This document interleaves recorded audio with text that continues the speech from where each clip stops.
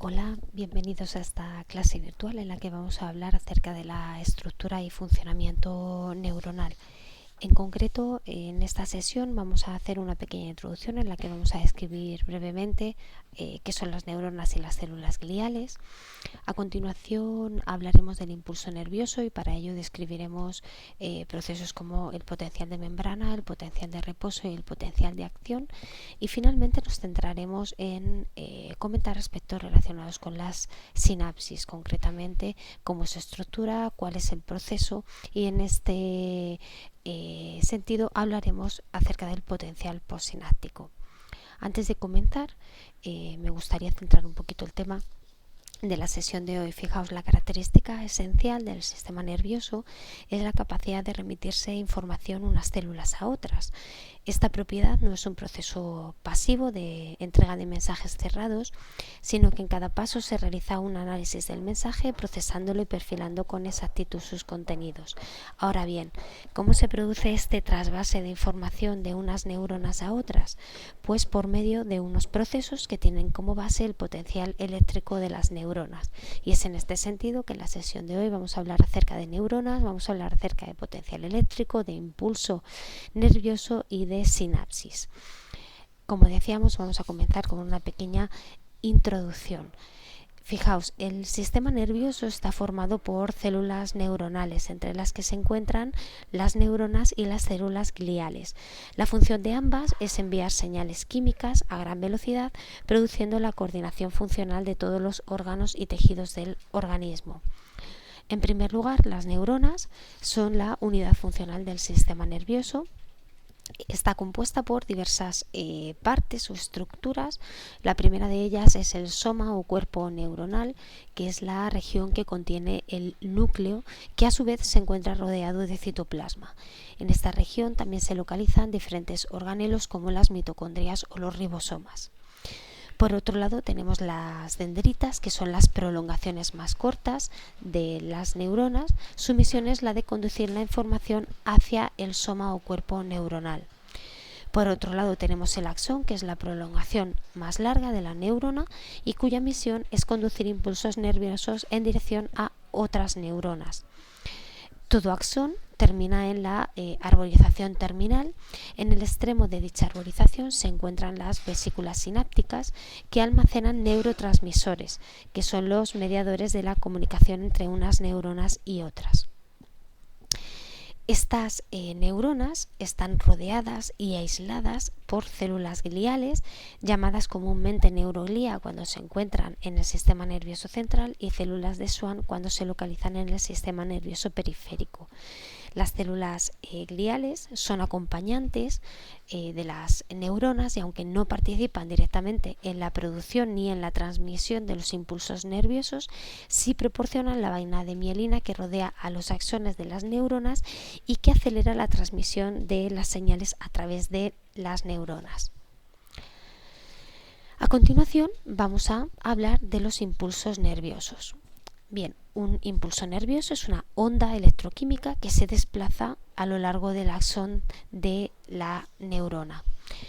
La teoría de la membrana es la que mejor permite explicar la naturaleza de estos impulsos nerviosos que tienen lugar en las neuronas. En este sentido, la capacidad para originar señales eléctricas en las neuronas se debe a las propiedades que presentan las membranas de dichas neuronas. Podemos distinguir dos propiedades en estas membranas. Una de ellas es pasiva y otra de ellas es activa. La propiedad pasiva hace referencia a la permeabilidad selectiva que presenta la membrana plasmática a ciertos iones. Dicho de otro modo, no todas las moléculas pueden pasar a través de la membrana. Por ejemplo, hay un conjunto de moléculas con carga negativa en el interior de la membrana que no son difusibles hacia el exterior. La otra propiedad que decíamos es una propiedad activa y está relacionada con la acción de la bomba sodio-potasio. Esta bomba se trata en realidad de unos canales que se encuentran en la membrana de las neuronas y que se encargan de sacar 3 moléculas de sodio hacia el exterior de la neurona por cada 2 moléculas de potasio que ingresan en el interior. Pues bien, estas propiedades, tanto la pasiva como la activa de la membrana, hacen que las neuronas mantengan una diferencia de potencial eléctrico entre el interior y el exterior. Dicha diferencia de potencial eléctrico recibe el nombre de potencial de membrana. En reposo, cuando la neurona está en reposo, la superficie interna de su membrana está cargada negativamente, mientras que la externa se encuentra cargada positivamente. El exterior, que como decíamos es positivo, tiene una mayor concentración de iones de sodio y cloro. Por el contrario, el interior, que es negativo, tiene una mayor concentración de iones potasio y de proteínas cargadas negativamente. Esta situación genera una diferencia de potencial entre la parte externa e interna de la membrana, que generalmente, como decimos, en situación de reposo es de menos 70 milivoltios. Al recibir un estímulo, las neuronas disparan un potencial de acción. Este potencial de acción en realidad se trata de un cambio muy rápido en la polaridad de la membrana, que pasa de ser negativa, menos 70 milivoltios, como acabamos de comentar, a positiva. En concreto, para que se produzca el potencial de acción, tiene que superar un umbral a partir de los más 50 milivoltios. Estos potenciales de acción tienen las siguientes características. Por un lado, son señales de todo o nada, es decir, o se producen o no se producen, y por lo tanto su amplitud no depende de la intensidad de la señal que la provoca. Como decimos, o se producen en toda su intensidad o no se producen. Por otro lado, estos potenciales de acción no son decrecientes y pueden viajar grandes distancias sin perder intensidad. Cada ciclo de potencial de acción comprende varias fases. En concreto, comprende una fase ascendente, una fase descendente y, por último, una fase hiperpolarizada. Veamos cada una de ellas. En primer lugar, en la despolarización lo que se produce es una apertura de los canales de sodio, de tal manera que los iones de sodio entran en el interior de la membrana y hacen que se vuelva más positiva, ¿no? El interior, como decíamos, estaba cargado negativamente, pues al ingresar más iones sodio en el interior hace que se vuelva el interior más positivo. La segunda fase es la de repolarización, que se caracteriza por el cierre de los canales de sodio y la apertura de los canales de potasio, que hacen que el potasio salga al exterior, repolarizando la membrana, es decir, volviendo el exterior el interior más negativo, porque vuelven a salir iones cargados positivamente. La tercera fase sería la de hiperpolarización, que se caracteriza porque los canales de potasio permanecen abiertos un poco más, lo que hace que la membrana se vuelva más negativa aún, es decir, se hiperpolarice. Finalmente, los canales de potasio se cierran progresivamente y la membrana vuelve a su estado de reposo. Pues bien, ya sabemos que una de las claves para la transmisión de la información de unas neuronas a otras está, como decíamos, en los cambios del potencial eléctrico de sus membranas. Ahora bien, ¿en qué lugar se produce la comunicación entre las neuronas? Pues para ello tenemos que hablar de las sinapsis. Las sinapsis son zonas especializadas de contacto entre las neuronas donde tiene lugar la transmisión de información. Es una zona de contacto especializada entre una célula presináptica y una célula postsináptica. Puede ser nerviosa, muscular o glandular.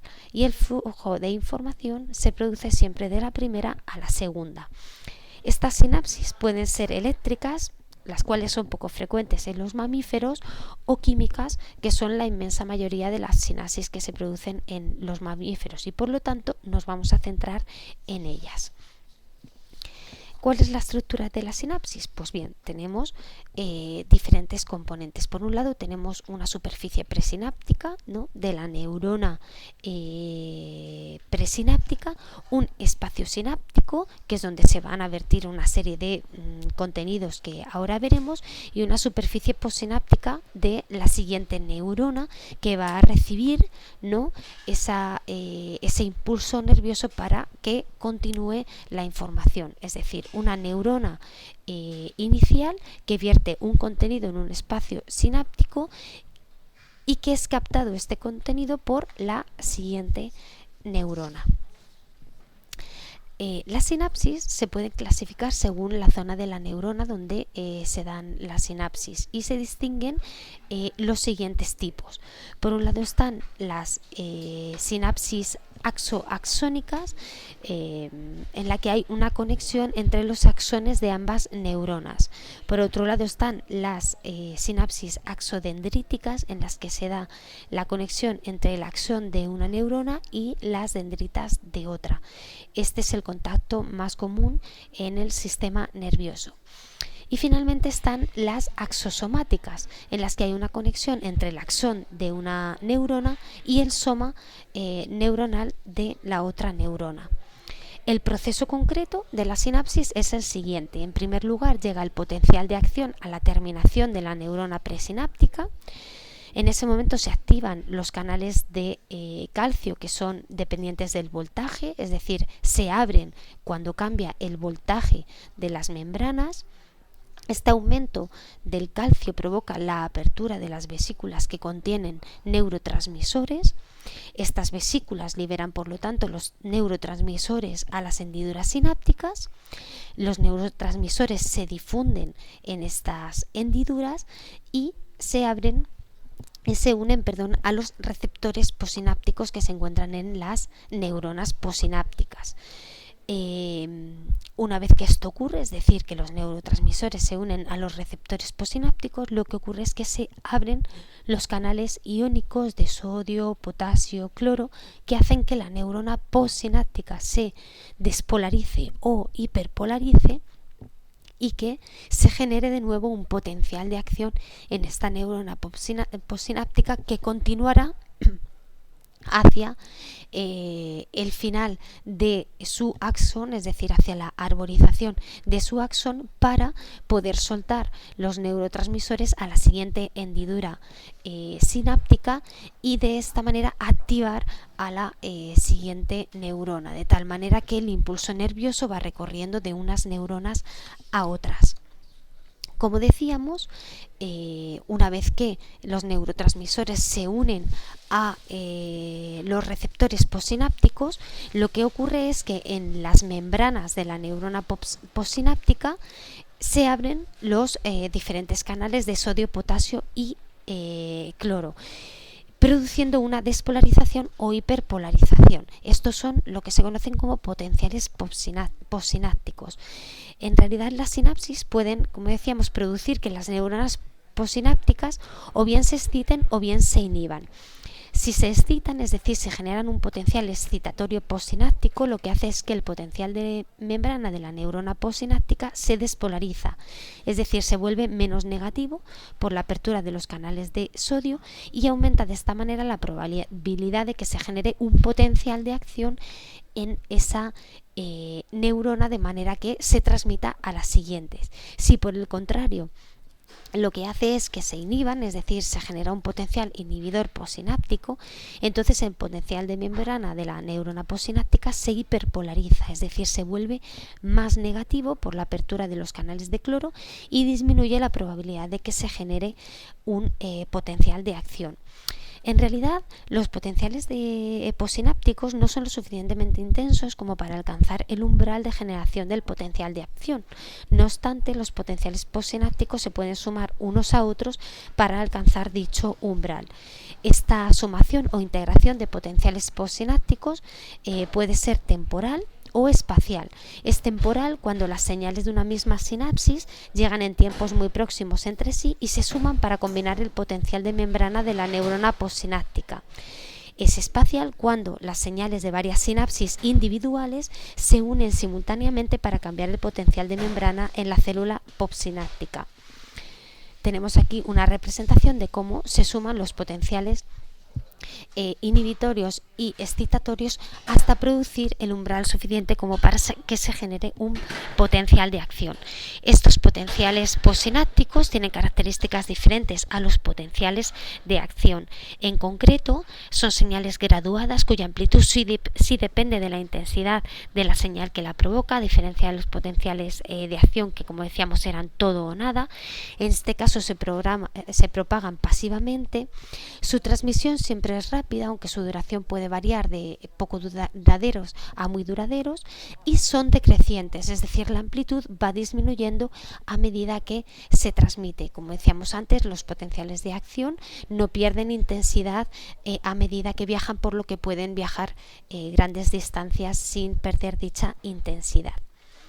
Pues bien, cuando estos potenciales de acción, como decíamos, se sumaban y alcanzaban el umbral cuando estos potenciales posinápticos, se sumaban y alcanzaban el umbral de excitación suficiente de la membrana, se generaba el potencial de acción, y este potencial de acción viajaría hasta el terminal del axón, liberando los neurotransmisores a la hendidura sináptica del siguiente espacio sináptico, de manera que pudiese excitar a la siguiente neurona. De esta manera, como decíamos, el impulso nervioso viaja de unas neuronas a otras, y esta es la manera en la que las neuronas se pueden comunicar entre sí. Con esto acaba la clase virtual sobre estructura y funcionamiento neuronal. Espero que os sirva de ayuda para asimilar los contenidos de la unidad. Un abrazo y muchas gracias.